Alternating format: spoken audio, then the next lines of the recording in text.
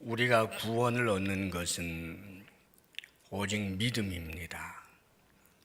그래서 복음을 증거하는 사도 바울의 입술을 빌려서도 우리가 알고 있는 것이 내가 복음을 부끄러워하지 아니하노니 이 복음은 모든 믿는 자에게 구원을 주시는 하나님의 능력이 됨이라 그렇게 선언하지요. 우리가 우리 주 예수 그리스도를 믿음으로 구원을 얻는데 이 구원에 이를 만한 참 믿음에 대해서 오늘 성경 본문은 우리들에게 가르쳐 줍니다.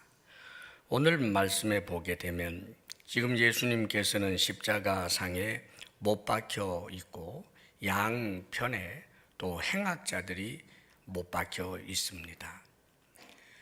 지극한 그런 고통의 시간이고 예수님께서 십자가에 못 박혀 있는 그 상황에서 많은 사람들이 조롱하기도 하고 악다구니를 쓰기도 하고 하는 그런 일이 펼쳐지고 있습니다.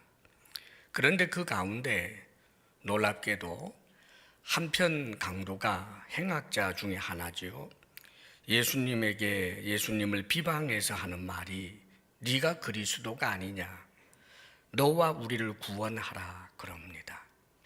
보통은 이 십자가에 못 박혀서 죽어가는 사람들이 밑에 있는 자신들을 쳐다보고 있는 사람들, 죽이는 사람들을 향하여 비난하지 함께 못 박히는 자를 향해서 그렇게 비난하는 일이 별로 없습니다. 그런데 이 행악자 중 한 사람이 십자가 밑에서 비방하고 조롱하는 사람들과 함께 예수님을 조롱하는 말을 하고 있는 것입니다. 사실 이 한 사람 행악자는 이 세상 살면서 좋지 못한 일을 많이 하다가 그 죄가 너무나 크기 때문에 사회로부터 영원히 격리되는 그런 선고를 받고 지금 형이 집행되고 있는 상황입니다. 조금 있으면 자신이 죽음을 맞이하게 될 그런 상황이지요. 어떻게 보면 참 불쌍한 인간이고 비참한 인간입니다. 그런데 지금 그는 우리 주 예수 그리스도에 대한 그 믿음을 전혀 부인하고 있는 사람, 다시 말하면 믿지 않는다라고 하는 것을 드러내고 있는 그런 모습입니다. 사실 이 행악자가 비참한 것은 세상에서 의미 없고 가치 없는 삶을 살다가 십자가에 처참하게 죽게 된다라고 하는 사실이 비참하지만, 그러나 그가 예수 그리스도를 부인하고 비방함으로 인하여 그는 더욱더 비참한, 그것도 영원한 비참함에 처하게 된 것입니다. 실제로 이 행악자는 가장 중요한 기회를 놓쳐버린 사람인 거지요. 죽음의 앞에서 조금이라도 진지하게 자신을 들여다보고 그리고 주님에 대한 생각을 조금이라도 달리 했더라면 좋았겠습니다마는, 그러나 그는 그 기회를 놓쳤고 그는 정말 비참한 사람, 영원히 비참한 사람이 되어버리고 맙니다. 이 행악자는 죄인이지만 그러나 영원한 죄인으로 정죄되어 버리는 것은 그리스도를 그가 부인하기 때문에 일어나는 일입니다. 자, 그런데 똑같은 상황에서 한 사람, 또 다른 행악자입니다. 그런데 그가 십자가에 못 박힌 채로 예수님을 비방하는 사람을 꾸짖으면서 하는 말입니다. 네가 동일한 정죄를 받고서도 하나님을 두려워하지 아니하느냐 그럽니다. 이 또 한편에 있는 강도, 이 행악자는 우리 주 예수 그리스도의 은혜를 입어서 구원을 얻은 사람이지요. 그런데 그가 가졌던 믿음이 어떤 것인지를 우리에게 보여줍니다. 하나님을 두려워합니다. 믿음은, 구원에 이르는 믿음은 하나님에 대하여 두려움을 갖는데, 그것은 하나님이 살아 계신다라고 하는 믿음을 내포하는 거지요. 하나님을 두려워한다는 것은 하나님 존재 자체에 대하여 인정하고 믿고 있다는 말입니다. 그뿐만 아니라 그 하나님은 거룩하신 분이어서 그 하나님 앞에 모든 인간 피조물이 두려워할 수밖에 없는 존재라고 하는 그런 믿음을 가지고 있습니다. 창조주를 창조주로, 피조물은 피조물로 그렇게 위치를 정할 줄 아는 그런 믿음이 하나님을 향한 두려움으로 나타나게 되는 것입니다. 하나님을 두려워하지 아니하는 자는 결코 참 믿음을 가질 수 없습니다. 그러므로 모든 믿는 사람들에게는 언제나 하나님을 향한 경외심, 죄를 지었을 때는 하나님을 두려워하는 마음, 하나님은 창조주요 나는 피조물이라고 하는 생각을 가지고 있는 것입니다. 계속해서 이 사람은 이렇게 이야기하지요. 우리가 행한 일에 상당한 보응을 지금 우리는 받고 있는 것이기 때문에 당연하거니와 라고 말합니다. 하나님을 두려워하면서 자신이 얼마나 하나님 앞에 죄인인지에 대한 인정을 한다는 말입니다. 믿음은 하나님은 의로우시지만 나는 죄인이다라고 하는, 그래서 하나님 앞에 의로운 자가 아니다라고 하는 사실에 대하여 늘 인정하게 되는 것입니다. 자신이 의롭다고 생각하는 사람은 결코 믿음을 가질 수가 없습니다. 바리새인들이 왜 예수님을 믿지 못했을까요? 그들의 잘못된 죄에 대하여 우리 주님께서 낱낱이 말씀해 주고 있는데도 겉만 그렇게 치장하지 말고 너희 속을 깨끗하게 하라고 주님께서 말씀하시는데, 그들이 가르친 잘못에 대하여 우리 주님께서는 분명히 말씀하시면서 왜 하나님의 말씀을 장로들의 유전으로 바꾸어 놓느냐라고 그렇게 정확하게 그들의 잘못에 대하여 말씀해 주고 있음에도 불구하고 바리새인들은 자신들의 죄인됨을 인정하지 않습니다. 조금만 더 자기 자신을 정직하게 들여다보면 얼마나 위선자라고 하는 것을 알 수 있을 터인데, 그러나 부인하지요. 왜냐하면 죄인됨을 인정하지 아니하는 그 교만함이 있기 때문에, 그래서 예수 그리스도를 믿을래야 믿을 수가 없게 된 것입니다. 우리 주님께서는 말씀하셨지요. 이 병든 자에게 의원이 있을 때 있고 건강한 자에게는 의원이 있을 때 없다라고 하면서 그 비유의 말씀으로 그들을 일깨우려고 했습니다. 병자들은 자신이 병들었다는 것을 인정하게 될 때 비로소 그 의사를 찾아갈 수 있는 것처럼, 자신이 죄인이라고 하는 것을 인정하게 될 때 예수 그리스도를 향한 믿음과 그분을 향한 가난한 마음이 생기게 되는 법입니다. 지금 이 강도는 자신이 얼마나 죄인인지를 알고 있고 그 죄로 말미암아 하나님의 심판 가운데 있다라고 하는 것을 그는 깨닫고 있는 것입니다.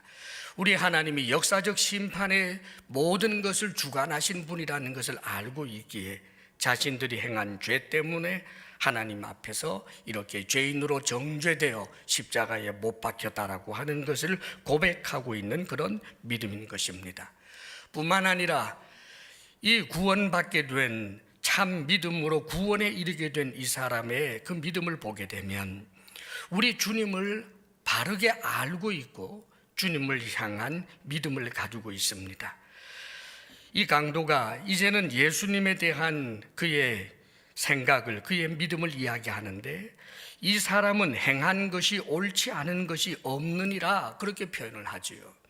우리 예수님은 행한 것 가운데서 옳지 않은 것이 없다, 예수님을 아는 것입니다. 여러분, 사실 이 세상에서 행한 것에 대하여 잘 관찰해서 옳지 않은 것이 하나도 없는 사람이 어디에 있겠습니까? 아무리 의롭다 착하다라고 하는 사람도 일평생에 실수가 있게 마련이고 옳지 않은 일도 저질렀을 수 있습니다. 그런데 이 강도는 놀랍게도 예수님이 행한 일 가운데는 옳지 않은 것이 하나도 없다라고 하는 선언을 하는 것입니다. 우리 주님의 거룩하심, 일반적인 인간과는 전혀 질적으로 다른 존재라고 하는 그런 믿음을 그가 내포하고 있는 것입니다. 그래서 그의 믿음을 참으로 크게 드러내는 표현이 42절 말씀입니다. 42절 우리 다 같이 한번 읽어보겠습니다. 시작. 이르되 예수여 당신의 나라에 임하실 때 나를 기억하소서 하니. 자신이 죄인이라는 것 알고 예수님은 자신과 비교할 수 없는 거룩하고 의로운 분이라는 것을 알면서도 동시에 이 예수님은 사람들 가운데서 의로운 사람 정도가 아니라 예수님에게는 예수님의 나라가 있다라고 하는 것을 그가 믿고 있습니다. 예수님이 누구신가? 이 세상이 아니라 천상적인 그런 나라에 바로 주님이 주인이 되시는 분, 천상적 나라, 하나님 나라의 왕이 되시는 분이라고 그는 믿고 있는 것입니다. 당신의 나라에 당신이 들어갈 때 나를 기억해 주십시오. 사랑하는 여러분, 전날에 베드로가 신앙 고백을 할 때 그의 신앙 고백에는 주님을 아는 것이 내포되어 있습니다. 예수님을 향하여 당신은 주님이십니다. 당신은 하나님의 아들이십니다. 주는 그리스도이십니다. 우리를 구원하시는 분이십니다. 라는 고백이 담겨 있습니다. 참 믿음은, 좋은 믿음은, 구원에 이르게 하는 믿음은 우리가 믿는 믿음의 대상이 누구인지를 아는 것입니다. 여러분, 사랑하는 여러분, 알지 못하고 믿는 것은 믿음이 아니라 미신이 되어버리고 맙니다. 많은 사람들이 토정 비결을 봅니다. 그런데 그 토정 비결에 대하여 정말 아느냐 말입니다. 그 토정 비결이 정말 우리에게 대하여 여러 가지를 정말 좋은 것을 줄 수 있는 그런 능력이 있다라고 하는 것을 정말 알고 있느냐 말입니다. 그렇지 못하지요. 달마도를 벽에 붙여놓는 분들도 있습니다.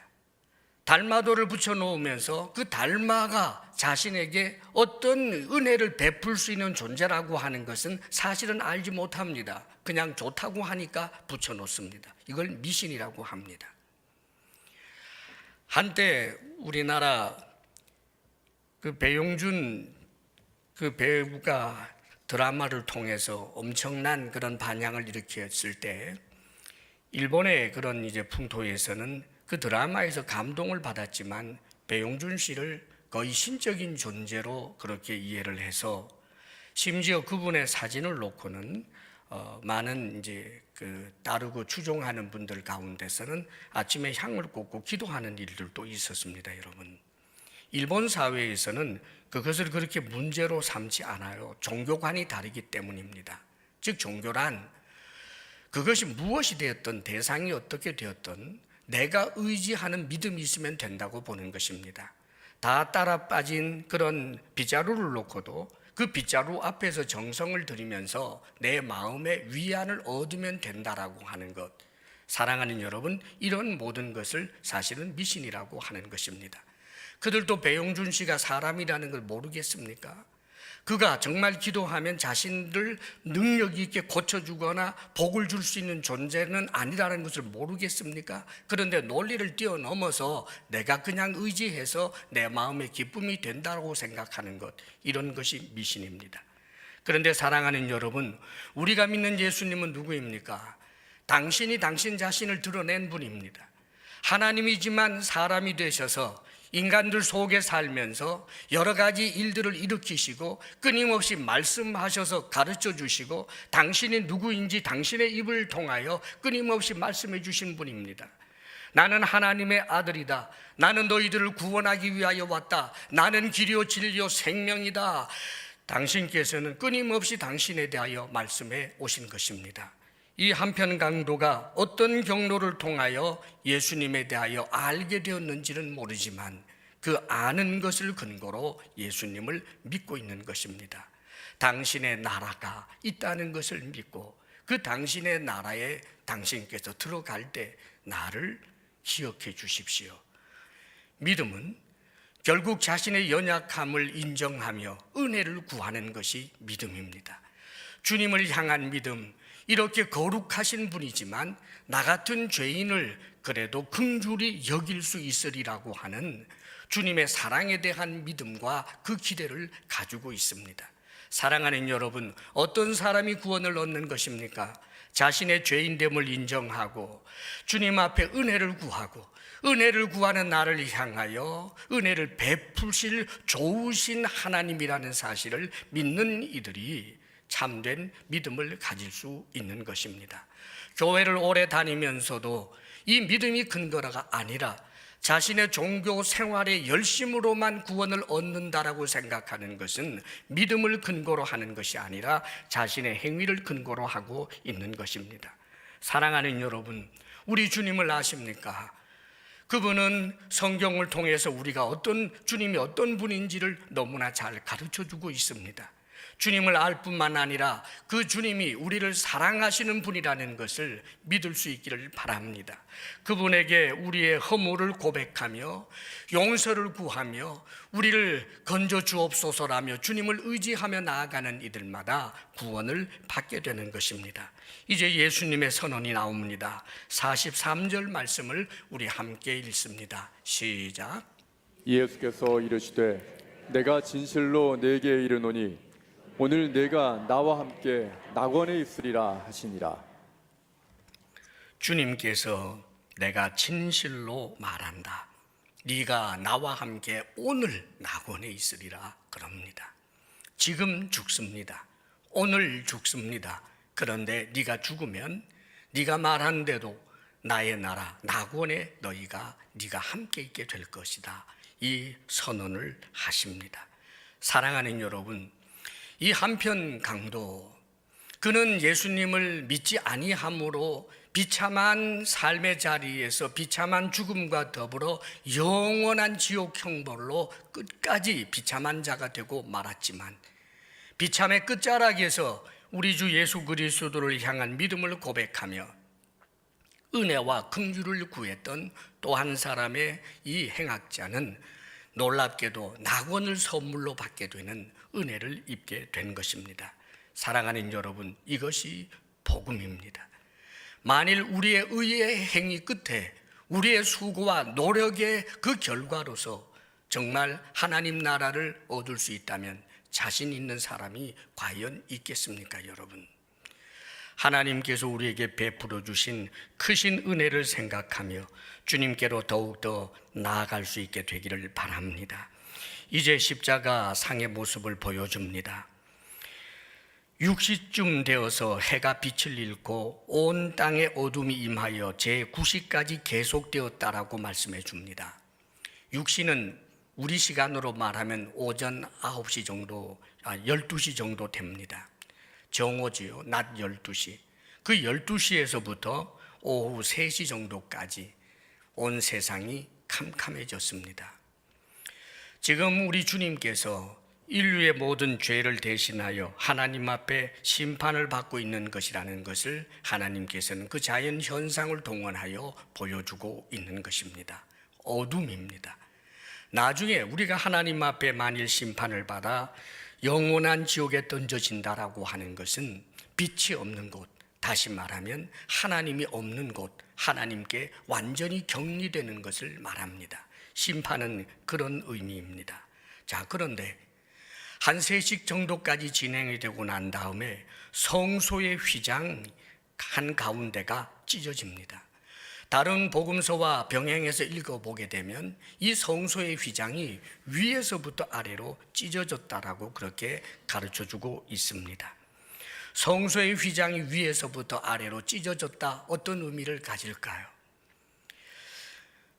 이 성전은 지성소가 있고 성소가 있어요. 그러면 성전 내부를 나누어서 3분의 2 정도 되는 지점에 이렇게 휘장이 있어서 그 휘장 안쪽을 지성소라고 하고 또 휘장의 이 바깥쪽을 성소라고 합니다. 그 지성소 안에는 언약궤가 있고 거기에는 하나님께서 늘 은혜의 보좌에 하나님이 좌정하여 계시는 지극히 거룩한 곳이 바로 지성소입니다. 다시 말하면 거기는 아무도 들어갈 수 없는 곳, 그래서 휘장이 가리워져 있고 대제사장이 대속죄일 날 1년에 한 번만 그 안에 들어가서 그것도 하나님 앞에 드리는 그 속죄 제물의 피를 의지하여 간신히 들어갈 수 있는 것이 지성소입니다. 모든 사람들에게 허용된 것은 제사장이라고 할지라도 성소까지입니다. 그러므로 안식일이 되게 되면 이 성소를 가리고 있는, 지성소가 아니라 성소를 가리고 있는 바깥 휘장을 열어놓고 그 안에 들어가서 여러 가지 제사 행위들을 하고 있습니다마는, 그러나 지성소 안에 있는 그 휘장 안으로는 들어갈 수가 없습니다. 1년에 한 번입니다. 그런데 이게 웬일입니까, 여러분? 그 내부에 있는 지성소의 휘장이 위에서부터 찢어졌다라고 하는 것은 이제는 하나님 앞에 예수 그리스도를 의지하는 모든 사람들이 거룩한 대제사장처럼 되어 언제든지 들어갈 수 있는 자가 되었다라고 하는 것을 하나님 쪽에서 보장해 주고 있는 것을 말합니다. 인간 예수의 단순한 자기 주장만이 아니라 예수님이 하시는 이 말씀이 하나님께서 보장하는 일이라는 것을 하나님은 성소의 휘장을 찢으면서 보여주신 것입니다. 사랑하는 여러분, 예수님을 따르던 어떤 무리들이 예수님은 이런 분이라고 그렇게 주장하여 생긴 일이 아닙니다. 가만히 있는 성전 휘장이 위에서부터 찢어지는 이런 일들이 어떻게 사람이 의도하고 계획한다고 되는 일이겠습니까? 예수님께서 십자가에 못 박혀 죽으심은 그 은혜를 통하여 사람들을 구원하시겠다라고 하시는 하나님의 이 뜻과 계획은 우리에게 주신 성경의 처음부터 끝까지 계속하여 일관되게 말씀해 주고 있는 것입니다. 지성소 안에 들어가기 위해서는 하나님 앞에 희생제물, 속죄제물을 드리고 그 피를 의지하여 1년에 한 번 들어가야 하고, 또 다음에 1년에 한 번씩 들어가던 그 하나님이 계시는 곳을 이제는 예수 그리스도로 말미암아 언제나 들어갈 수 있도록 하나님께서 그 문을 활짝 열어 놓으신 것입니다. 그러므로 주님은 말씀하십니다. 당신이 길이요 진리요 생명이요, 당신으로 말미암지 않고는 아버지께로 올 자가 없다라고 말씀하셨던 것입니다. 사랑하는 여러분, 우리 주 예수 그리스도를 믿으십니까? 그렇다면 그 믿음보다 더 복된 것이 없다는 사실을 기억하시기를 바랍니다.